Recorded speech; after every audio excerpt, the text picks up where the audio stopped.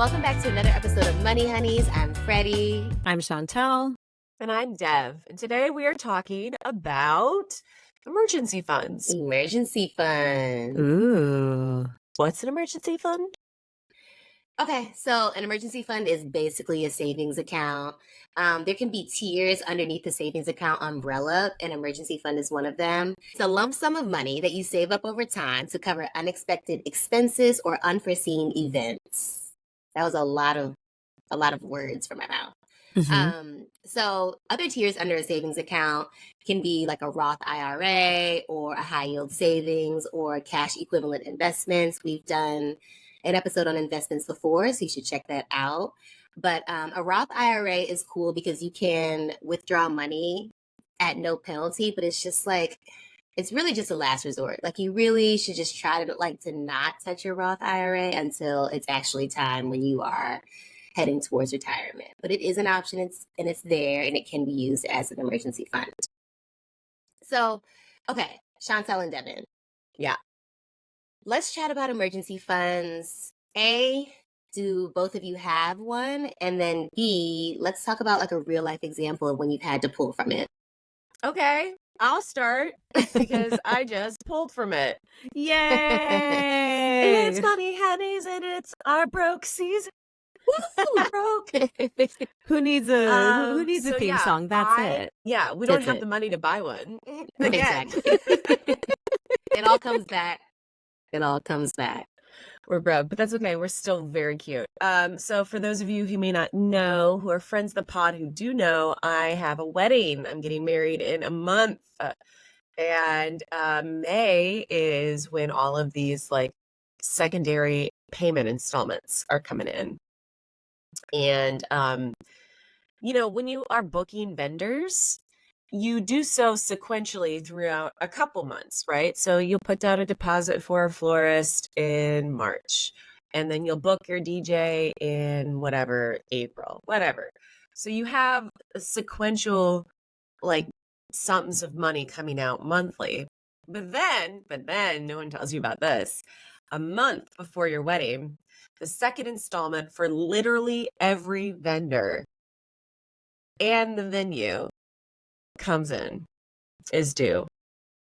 Yeah. And so this is what happened to me. I mean, Patrick and I have our separate monies, our little separate pot of monies. I have my high yield savings account because I'm a Marcus girly. Marcus, aka, if you're listening, they're a high yield savings account. They offer anywhere from like 4.4% back or 5% back sometimes if you snag a deal. Anyways, I have my little emergency fund saved in a separate high yield savings account in Marcus. And, because of those May payment installments coming in, homegirl, I mean, it was an emergency. It's an emergency. It is an emergency. I didn't want to dip into my investments. I didn't want to dip into my business funds. I have a cash reserve of money for my business. So it was the emergency fund. And we transferred her over. But the emergency fund is something it is my belief that it is something that you should, every paycheck that comes in, you should be subtracting, like auto subtract from your account a percentage that goes straight to that emergency fund. Because ideally you would like 3 to 4 months of living expenses in there should anything happen.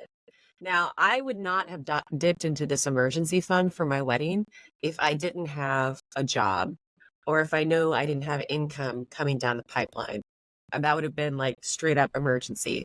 But because I know I have money coming down the pipe, I know, I feel confident that I'll be able to like refill the coffers. I think you did the exact right thing where it's like, yeah, you don't need to pull from your investments to pay this thing that is a one-time fee that can be replenished in your own accounts within just a couple weeks. And like that's what they're for. I always like err a little bit more on the side of conservative. So like my emergency fund, I want to be for 6 months.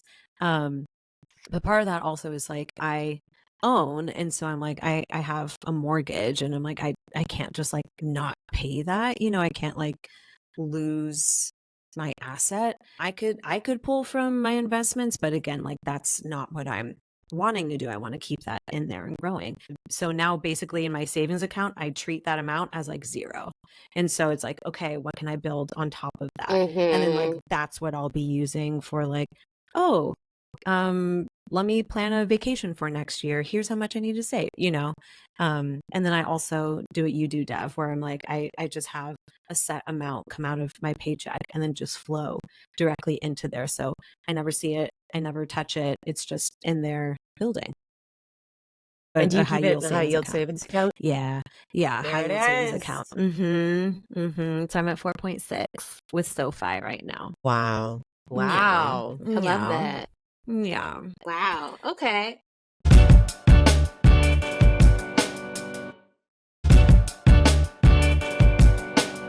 So do you guys have, well, we'll save that for the next question. So an example for me having to dip into my emergency fund, I would say when it was like the first year of my, the first year of me being a homeowner, I knew that there were going to be like expenses, unexpected things to pop up. So I really did make sure to like beef up my savings account just in case, especially because it was my first time owning a home. Like you just never really know. I hadn't gotten into any type of rhythm. But property taxes, y'all. I just No.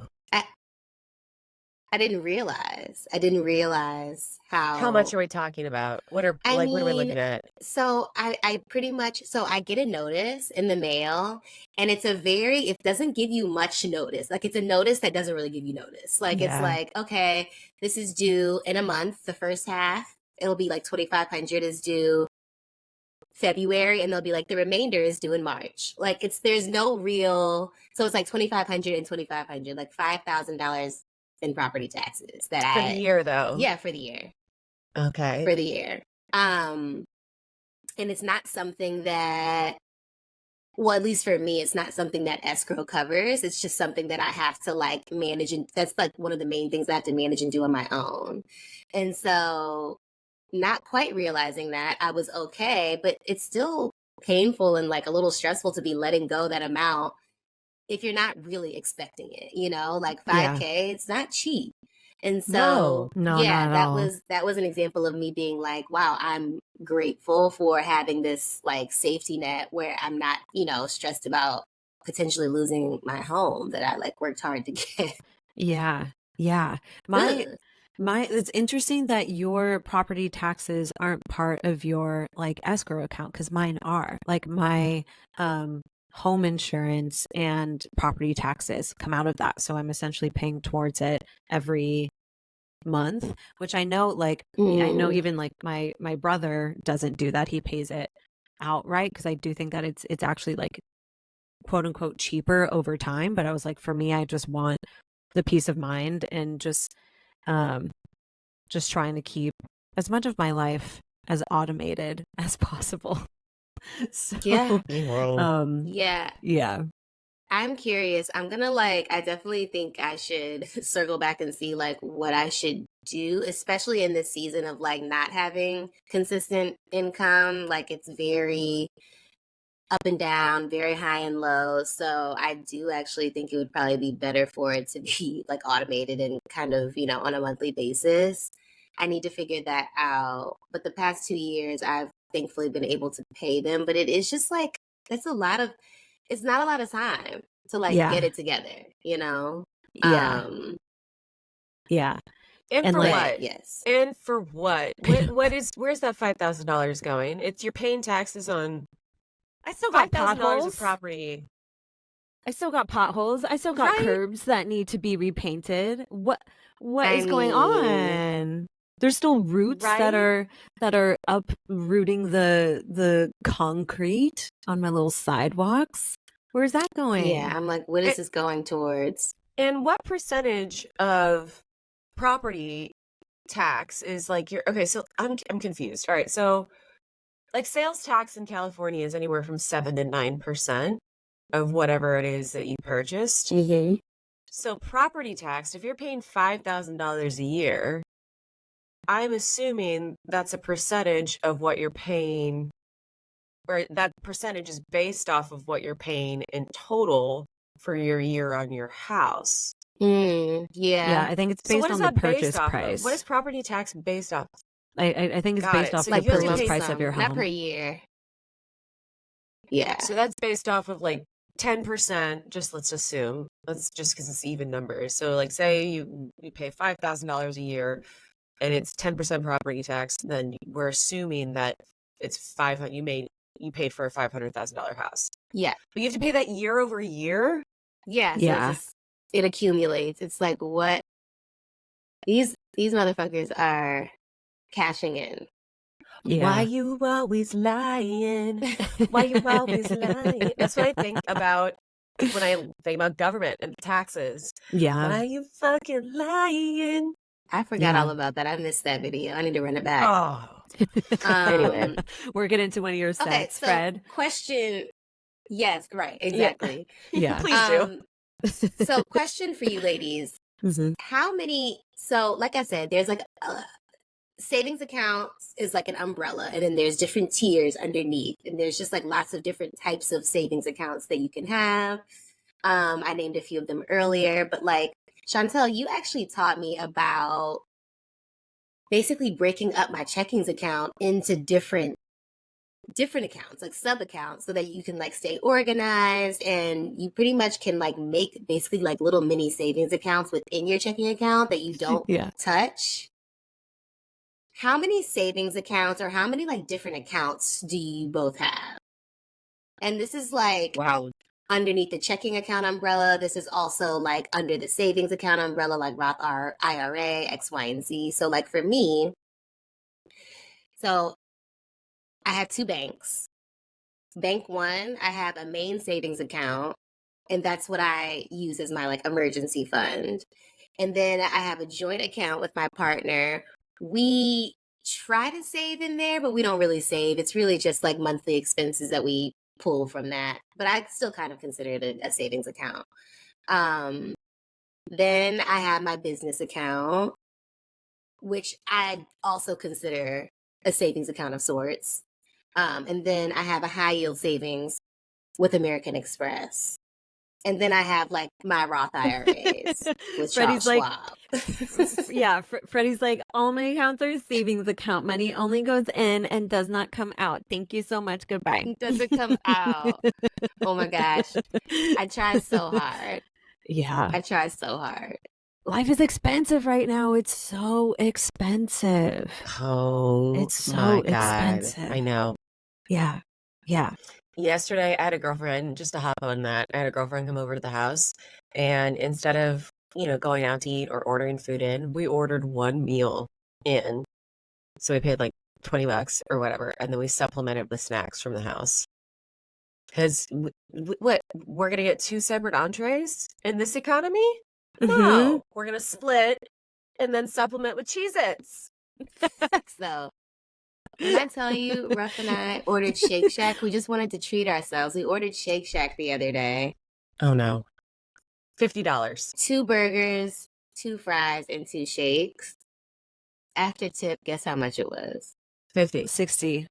$85. No, Fred, what? No, hold on. $85? Wait, how do you? I'm so no. Break it. I need an itemized receipt. Can you please provide an I know. itemized receipt? How? I don't. This is not computing. This is clearly not computing for me. How much are those items like on their own? It's not computing for me. So each shake was like 17, Shut up. maybe 15, I'm maybe about 15. to pull up the Shake $50 Shack for a menu. shake at Shake Shack? It was one of those things where it was like, we know that this is fucked up highway robbery, but we just did it because I mean, you're there. What are you gonna do? we're here. Yeah. But this Yeah. is via Uber Eats too. Yeah. No, yeah. So well, this then, is, the fees. The Oh, fees, yeah. the tipping, like it Girl, was outrageous. So yes, I understand the supplementing with Cheez-Its, and we'll be doing that going forward. I went to And New York Costco in Cheez-Its April, at that. and Oh yeah, off-brand cheeses. I went to New York in April, got a bagel with schmear, like from a bodega. Okay, nothing fancy. It was 19 fucking No, dollars for a no. bagel with schmear and a cup of coffee. I was like, this was $10 4 years ago. What the fuck? Anywho's, I forgot how this is how you deplete your savings account. That's how we got Right. to Honestly. talking about it.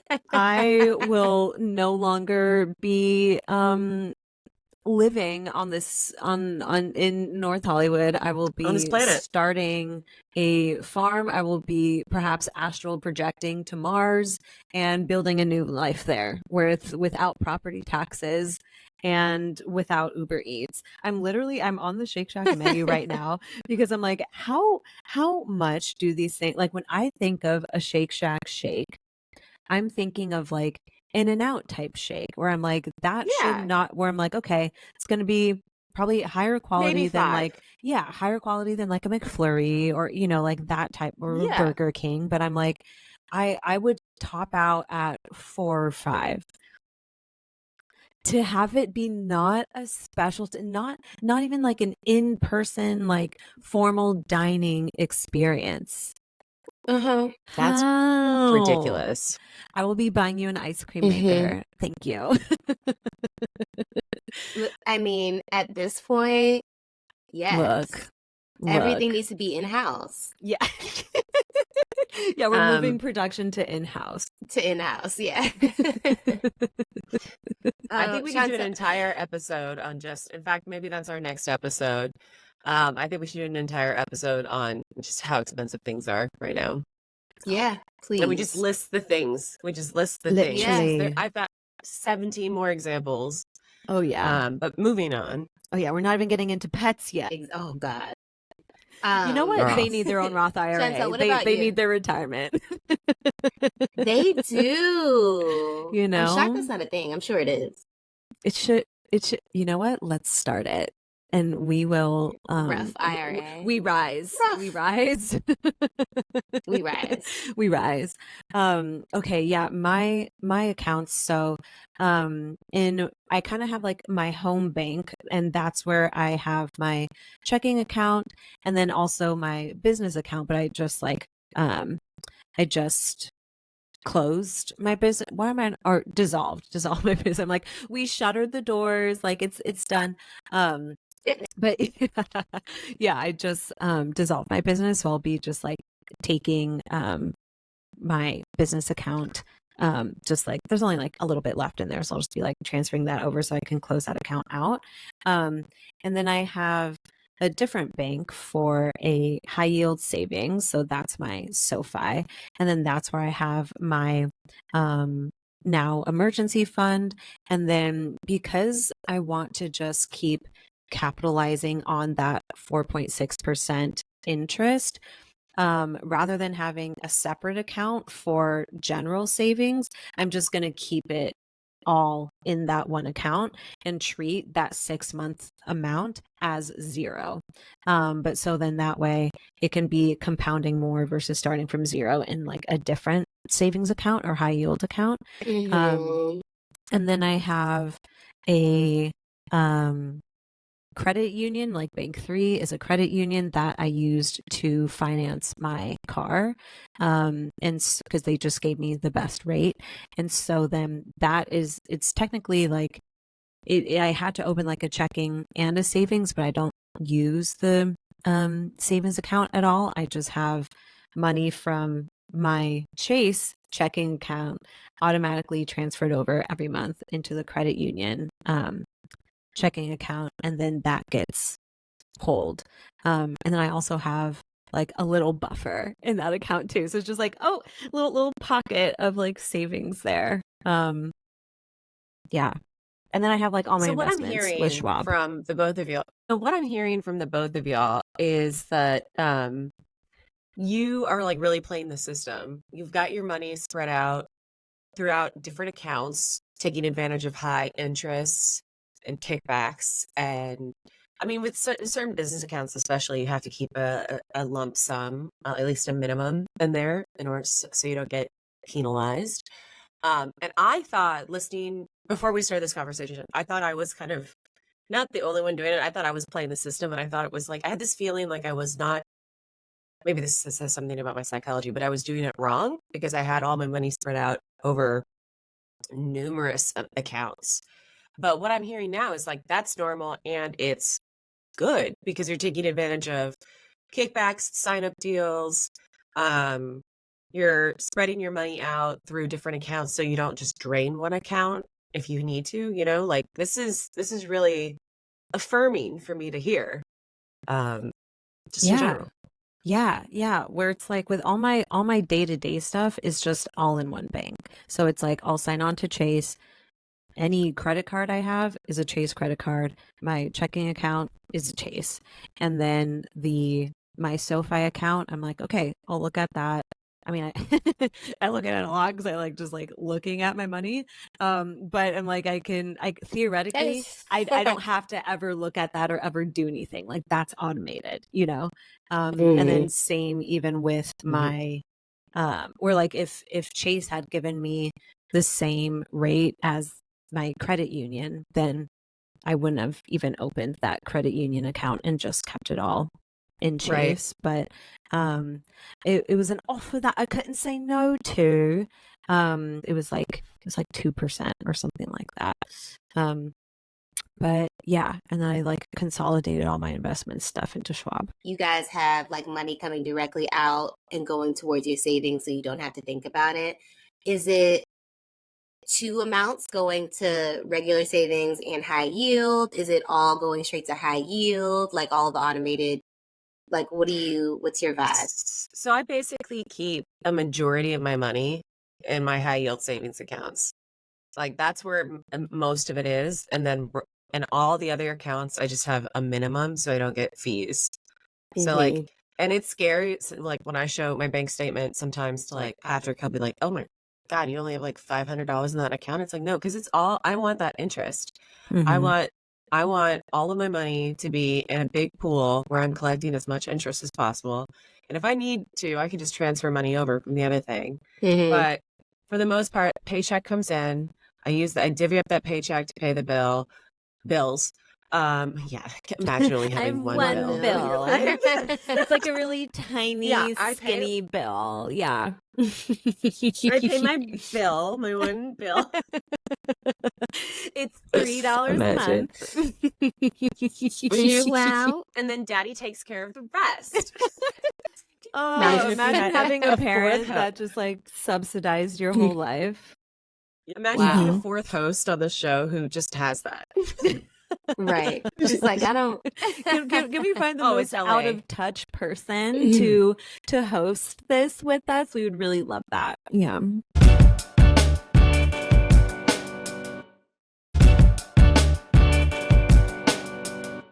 Well, we need someone on this podcast to make us feel really smart. You know what I mean? Talking about money and finances with y'all is educational. It makes me feel smart walking away from it. But I need someone where I can be in the moment where I go, oh yeah, they're a dumbass. I'm smart. It's LA. We can find a billion of those people. I keep like little sums spread out throughout all of my accounts, but a majority of my money is in that high yield savings account. Because if I can get paid for just existing, which is essentially what a high yield savings account is, then yes, that's obviously yes.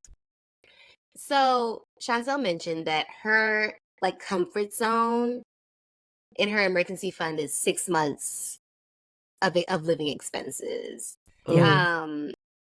What does that look like for you, Chantel? Like, are you like, what is that amount? So that's a tough question. Yeah, for me, I've basically it's like 36,000. And so where I'm like, I'm banking at like 6,000 a month. And that is, that's an overestimate. So like, again, erring on the side of like very conservative, where it's like actual amount is like 5,000 a month. But I was like, you know what, let's up that to 6 because why not? Like, and so that's So then I'm now at like 36K. And then in my checking account, because essentially I only have one checking account that I actually use, which is my like Chase one. And then in there, I also treat anywhere between like 6 to 10K as my zero. So because like there was even a time I thought where this was your broke season. Come on now. Yeah, I was not expecting that. I was not expecting that in your checking. No, Wow. I don't do Wow. anything. I don't get my hair done. I don't get my nails done. I have a $10 gym membership. I don't go on vacation. I don't shop. I don't do anything because I need a security blanket, because I'm like, Mhm. I'm in the position now where it's like, it's just me. Like, I cannot lean on anyone else to fill in the gaps, like no parents, no anything. And so it's like, Mhm. if something goes awry, it's me. And like, I used to treat, and honestly, that's like too much to be treating as zero in my checking account. Like, I'm going to have it also just be 6K as zero in there, like keeping it at like 6K. Just again to have like always have like 1 month liquid, basically. Not that a high yield savings account is not liquid, but just so that it can always be there. Because like when I within the first like couple of years of moving into my place, I had to completely replace the HVAC unit. And so that was like over $5,000 that I just had to have there. Um and so that's Yeah. why I'm like, okay, it's like if I didn't have enough money that, like I didn't have to worry about like, okay, when can like I transfer money into here? When can this, when can that? It was already there. And then I just like slowly replenish over time.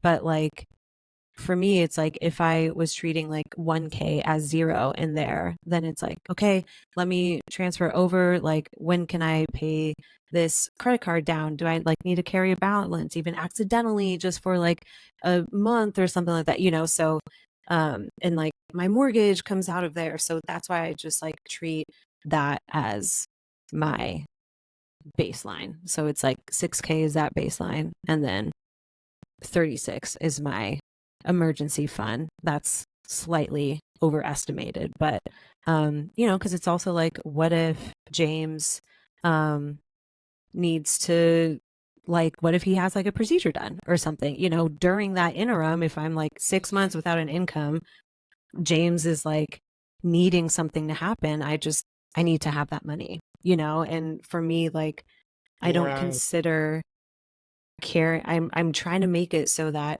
carrying a balance on my credit card is like not an option. It's the most expensive money that you can borrow is having a credit card It's true. balance. Yeah. It's true. And it sucks that we live in a world these days where sometimes you have no other choice. You get pit against like the expense of the world, and you're like, well, I need to get groceries, Yeah. I guess this is going on the credit card. And Yeah. you end up paying like your grocery bill plus 22% or whatever your credit card interest is if you don't pay that off every month. Or at Yeah. least like if you have a balance, you need to be paying, well, this isn't the point of the episode, but it's my belief. If you have credit card balance, you need to be making at least 2 or 3 payments a month on that credit card balance. It doesn't have to be like paying it off, but I have the belief that depending on how they accrue interest, if you make multiple payments on that credit card in a month, it like chips away at that interest if you're making multiple payments a month. Now Mhm. that varies card to card, but usually that's just it's a way to kind of chip away at what your principal is so that it's just not going towards all interest. Yeah. Yeah. I know Money. it's so hard. It's so I hard. know. It's so hard. It I is. am not like that, Chantel. I bank completely differently. Some might say a little riskier. Um, but I have a majority of my money in my business account because, I get it all from my jobs. So it goes into a business account. And then obviously you have to pay payroll. So all that money goes through a payroll company, and then a portion, a third, goes to the government. Honestly, I feel like the government wants us to be libertarians.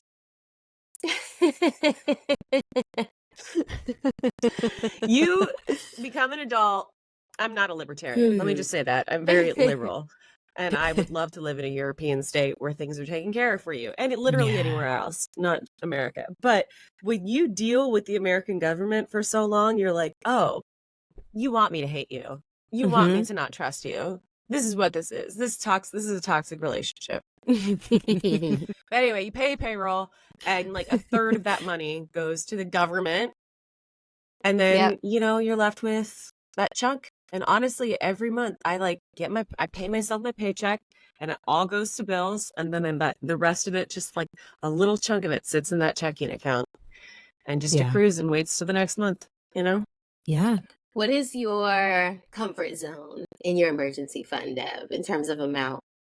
Well, it sure isn't now. It sure isn't what it is now. Yeah. Yeah. Because I carry a majority of my money in my business account, which is, again, my business account isn't a high yield savings account. I have a lot of cash. I have a lot of liquidity there. That is technically kind of an emergency fund. But what was in my emergency fund, what I was super comfortable with, is anywhere from like $7,000 to $15,000, right? So that's like a couple months, depending. And again, my savings fund, because it's all depending, because I'm a freelancer, so I know I have money coming down the pipe. I know I'm booked for certain jobs. So if I need to take money out of that savings account to cover XYZ expense for the wedding or for like my car or something, I feel confident that in a month and a half, that'll grow $3K. I'll put $3K back more in there or something like that. But, it's not as conservative as Chantel, because life factors are completely different.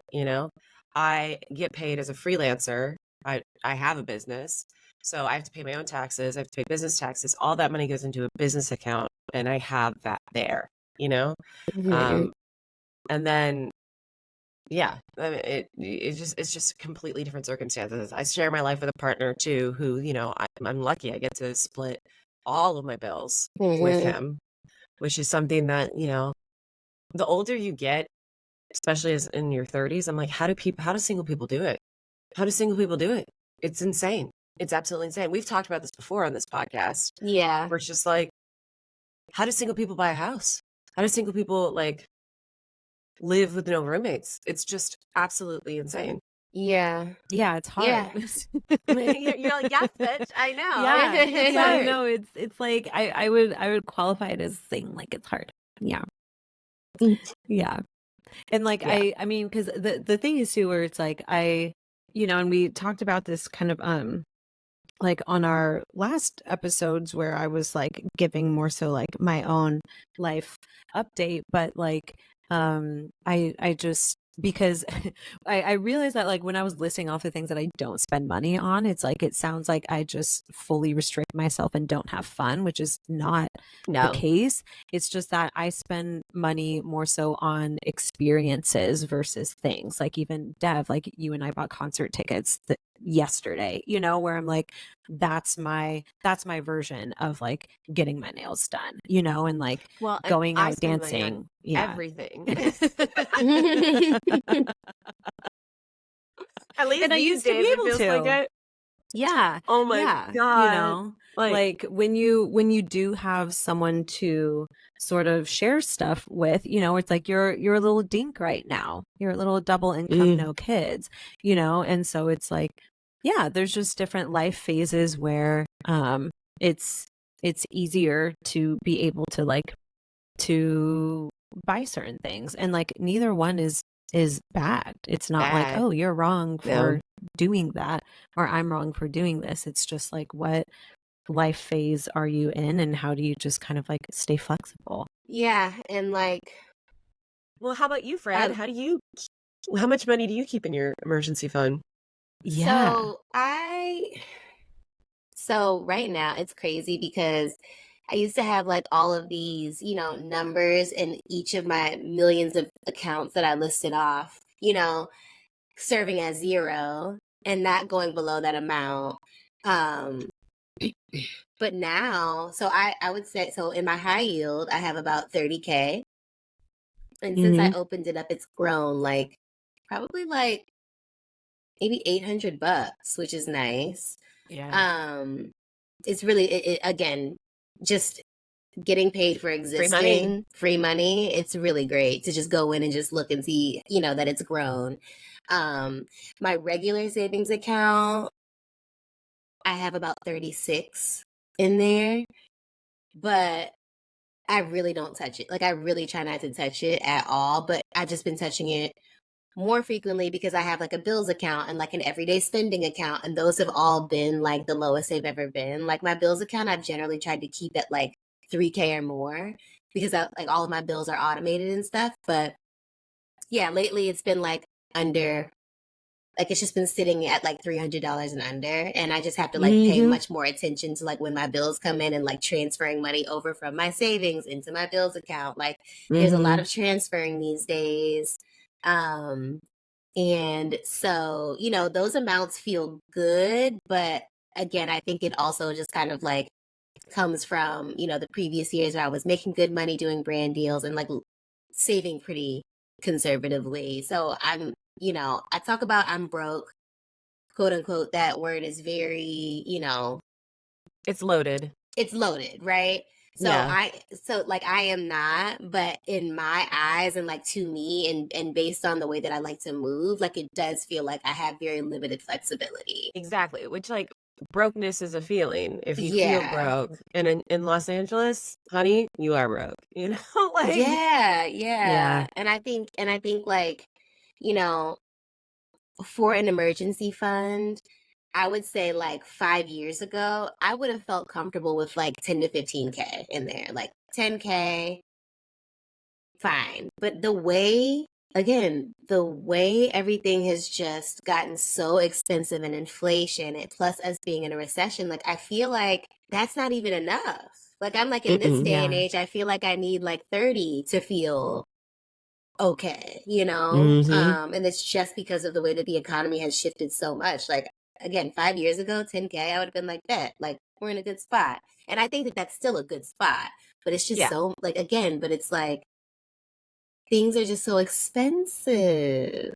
Yeah. I know. Yeah. I know. Yeah. And like with my like emergency fund where I'm like currently I feel like I don't have a savings account, because I'm like it's just my emergency fund right now. Like I don't have anything on top of that. Mm-hmm. Um and it like in order to be able to put money into there, like I am like strapped.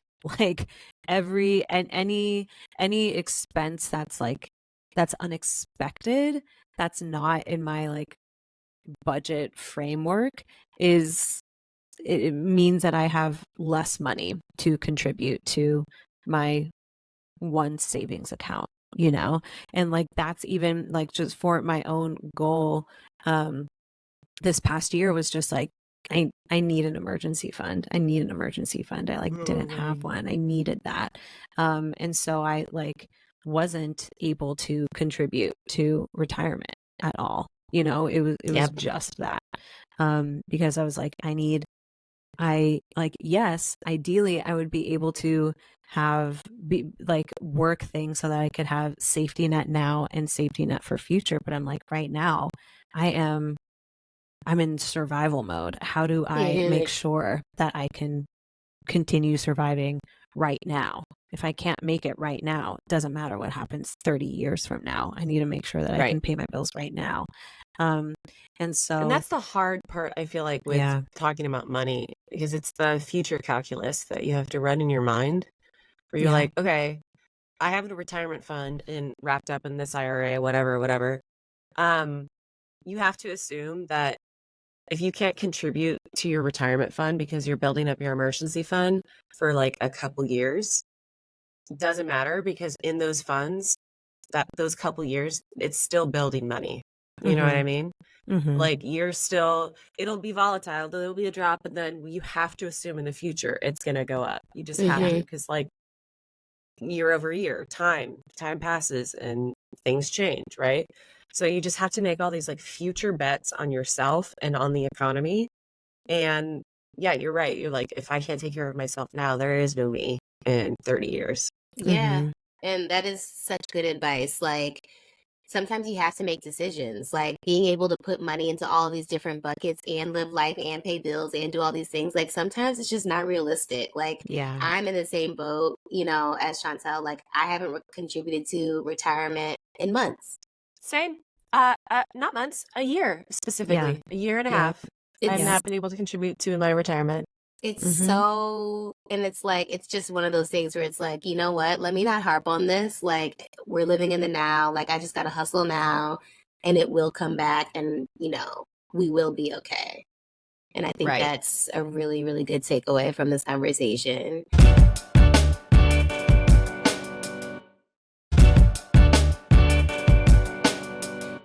Before we wrap it up, I do just want to touch on FU funds for a second. Have y'all heard of Okay. FU funds? No. No, but I know what FU means. Yeah. Yeah, FU funds, aka fuck you fund.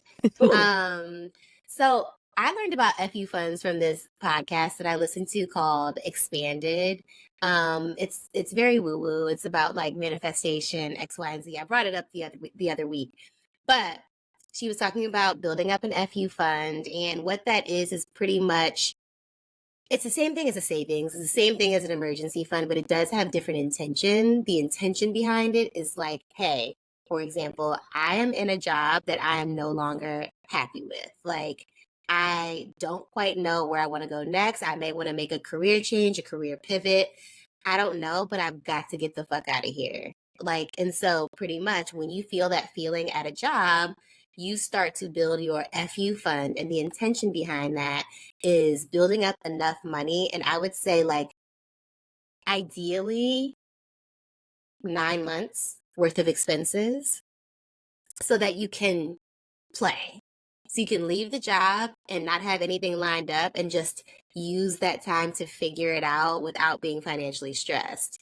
FU funds give you choice and they don't put a really tight time constraint on figuring out what's next for yourself. And I think that this is something really cool and something to keep in mind. Like, if you are in something at a job or in a career that you don't enjoy, like, you have options. You just have to like plan ahead and go really hard at building this fuck you fund. And just like hearing about people who have like built these funds and it felt impossible at the time, it's like when you are in a scenario where you really can't stand being somewhere, you would be surprised how quickly you can build up an FU fund. Um I and feel you. it's different from an emergency fund only because emergency funds may give you 3 to 4 months tops, to Mhm. figure it out, and FU funds just give you a little bit more time to really find yourself and figure out what's next. I've never built one. I've always just had like, pivoted to my emergency fund, which didn't really give me the choice or flexibility to like have fun or play in those moments. Um, I like that you bring up having different bank accounts with intentions, right? Because we think about savings as just savings, right? Savings for a rainy day, savings for like emergencies. But having different buckets that have clear intentions is really interesting. And I guess I never thought about that. That's like mixing the left brain and the right brain, mhm. when it comes to your money. I really Yeah. like that. Yeah. Yeah. And like that used to be a little bit more how I operated with just like separating money out like within an account, or like this accounts for that, this accounts for that. And now with the introduction of a high yield savings account in my life, where I'm like, okay, it's essentially a baby investment account. And so I'm like, how do I now mentally like set those intentions for that money, where 36K, that is my emergency fund. And then it's like, okay, what do I want to set for, like, oh, this is what I'll spend on like a big vacation next year, or like this is what I'll spend so that I can buy like whatever, new pots and pans, like just different things like that. Like Fred, I know like with you and I like years ago where we would talk and we would just be like, I'm just trying to save as much money as possible, just like for whatever, like we're both just like trying to just like basically just like financial trauma responses is like how we would think about money. And so it's like, there's been a lot of unlearning and like, oh, like, man, I had to tap into my emergency account. And it's like, yeah, no, that's what it's there for. It's doing its job. Like, that's okay. That's why you did that. Just how it would be like, oh yeah, I went on vacation because I saved up X amount. It's like, yeah, that's why I did that, and like it's sort of hard to rewire yourself in that way too. Yeah. Yeah, Well, it it's like, really is remembering your why, like remembering the point of these accounts, remembering the point of right. the discipline that you've had, over X amount of months. Yeah, it's the difference between scarcity thinking, like, oh, I need this now. I'll always need it. I always need to see this number because it's never going to come back. Versus, no, I'm going to use this number now and I'm going to replenish it. It's going to happen. Fred, what So- you said is so true. The like when you really, really have a strong reason to need to save up money, you will. Like that's so true. Oh, That's it's also, true. speaking from When you like a put your mind place to it. of privilege, of like having the just our jobs and stuff like that too. All that. But yeah. Right. Yeah, so I feel like that's a really good note to end on. It's just like I wanted to, chat about emergency funds, talk about the importance of savings and having, a high yield and all these things. But, emergencies happen. And so then you have to use that money. And like, how can you not go into a state of panic once you deplete your emergency fund for valid reasons? Like, how do you maintain positivity and optimism and also just like not let it eat you alive? Because this is something that is something that would keep me up at night. You have to look at it holistically. Like, okay, I depleted this money. What else have I got going on? What are my other resources that I have, whether it be a partner, whether it be a job, whether it be, you have paychecks coming in, like look at your whole life holistically and then panic if you need to. Like, if you're going to Don't panic, just- really make it worth it. Yeah. yeah, if you're going to use that energy, don't drain your savings account and your energy. energy. That's actually so good. Yeah, exactly. That's our new catchphrase. Yeah. So after this conversation about emergency funds, do we feel richer? I kind of do. I do. Yeah, I kind of do, because I think what you were saying, Dev, of how like being broke, it's like it can sometimes be based on how you like feel, or how you feel about your finances, how you feel about your money. And so I think for me, since I've just, been in that survival mode, it's like now I'm finally able to like look up and look out and be like, oh, we're okay. Like, we're okay. Yeah, I agree. I think for me, it's been a tough couple of years, I think, for all of us, and for different reasons. It is having this conversation, I do feel good because I've just been freaking out. I've just been freaking out about money. Like, I'm not, getting the jobs that I'm hoping to get. Like a couple weeks ago, there were quite a few like really good opportunities coming my way, like for DJing, that would have been, really lucrative for me, that they all fell through. And so I was just like, wow, like, what is going on? Like, what am I going to be able to do? And it feels like the season can be long. The season of like feeling broke or feeling helpless, financially helpless, can be long. But like having this conversation, I'm like, okay, I do have a bit of a safety net. Like, even though I'm not I don't have as much flexibility as I did before with having like a certain amount in bills account, a certain amount in everyday spending, and I'm transferring money all the time. Like there is money to transfer, you know? Mm-hmm. So it's helpful for me to keep that in mind. So this I feel richer in spirit for sure. That's it. Oh, There it is. yeah, That's what yeah. matters too. Yeah. And Maybe it's always maybe darkest before the dawn. It really Ugh. is. ain't that the truth? Yeah.